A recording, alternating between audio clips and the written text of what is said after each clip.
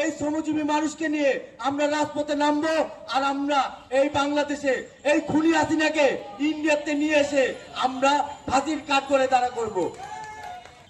আমি চাই তারেক রহমান সাহেব সংসদে জানি শ্রমিকের বিষয়, এই যে বেতন বাড়ানোর জন্য শ্রমিকের বিষয় জানি তারেক রহমান সাহেব এটা জানি সংসদে পাশ করে 25,000 টাকা বেতন হইতে হবে শ্রমিকের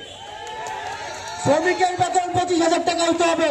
আর আমার আরেকটা কথা, আপনার যে প্রবাসী রেমিটির যোদ্ধারা আছে যারা জুলাই আন্দোলনে এই রেমিটির যোদ্ধারা তুমুল ভূমিকা পালন করছে, আজকে এই রেমিটির যোদ্ধারা বহুত বিপদ আছে, দালালের ফেন্দে আছে।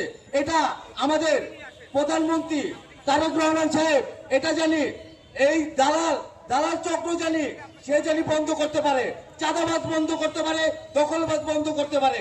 যারা যারা এই আন্দোলনে আমার মারা শরীক হইছে তারা এখন নির্যাতিত হইতাছে।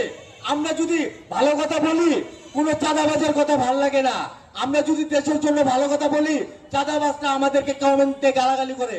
আরে ভাই তোমরা কমেন্টে গালাগালি করো না আমাদেরকে হত্যা করো, আমরা ভয় পাই না, আমরা বিপ্লবী। আমরা যে বন্ধ এই বাংলাদেশের শ্রমজীবী মানুষের কণ্ঠস্বর কথা বলবো, যেই পর্যন্ত শ্রমজীবী মানুষের আমরা আদায় না করতে পারবো এই পর্যন্ত আমাদের কণ্ঠস্বর থামবে না। আমরা যেই পর্যন্ত বেঁচে আছি আর আমাদের জুলাই আন্দোলনের যারা আহত হয়েছে যারা নিহত হয়েছে তাদের বিচার যদি এই বাংলাদেশে কেউ যদি না করতে পারো এই শ্রমজীবী মানুষকে নিয়ে আমরা রাজপথে নামবো।